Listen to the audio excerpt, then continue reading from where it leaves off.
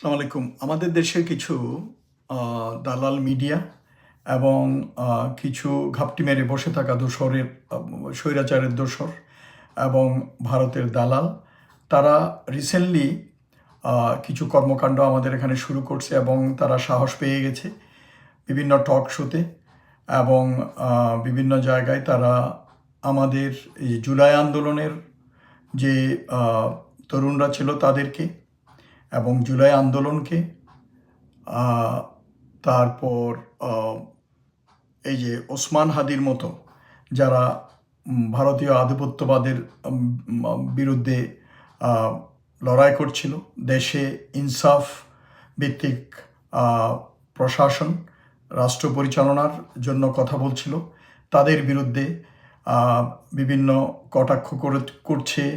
এবং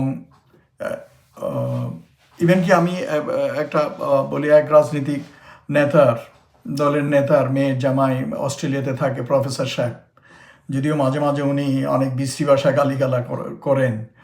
so anyway, তো খুব একটা পাত্তা আমি দেই না, তার কথাগুলো খুব একটা শুনি না, কিন্তু তারও দেখলাম সে হাদিকে নিয়ে কটাক্ষ করতেছে। তো আমার কথা হচ্ছে যে জাতি সে দেশের বীরদের সম্মান দিতে জানে না এবং সে দেশে বীরের জন্ম হয় না, আমার এটা খেয়াল রাখতে হবে। ক্ষুদ্র স্বার্থের জন্য এবং বিদেশি প্রেসক্রিপশানে যদি আমাদের দেশের দেশপ্রেমিক যারা, বীর যারা, তাদেরকে যদি আপনারা হেয় প্রতিপন্ন করার চেষ্টা করেন, তাহলে এটা কিন্তু নিজের পায়ে নিজে কুড়াল মারার মতো অবস্থা হবে। আমাদের দেশে যারা দেশপ্রেমিক, যারা দেশের স্বার্থের বিপক্ষে যারা কাজ করে, তাদের বিরুদ্ধে লড়াই করে যাচ্ছে, আন্দোলন করে যাচ্ছে, কথা বলে যাচ্ছে, লেখালেখি করে যাচ্ছে, আমাদের উচিত তাদেরকে সাহস দেয়া, তাদেরকে ইন্সপিরেশন দেয়া, তাদের পাশে আমাদের থাকা উচিত।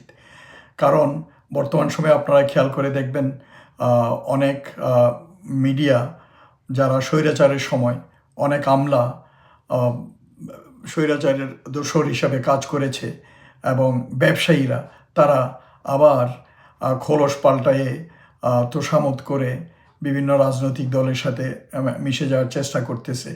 তো আমাদের একটা জিনিস ভুলে গেলে চলবে না, নেতার চেয়ে দল বড়, দলের চেয়ে দেশ বড়, এই কথাটা আমাদের মনে রাখতে হবে। কারণ আমরা কোনো ব্যক্তির জন্য দেশকে ভালোবাসি না, আমাদের দেশকে আমরা ভালোবাসি আমাদের নিজস্ব দেশপ্রেমের এবং আমার দেশের এবং স্বাধীনতা সার্বভৌমত্বের প্রতি আমাদের যে ভালোবাসা, টান, সেটার অবস্থা থেকে। কাজেই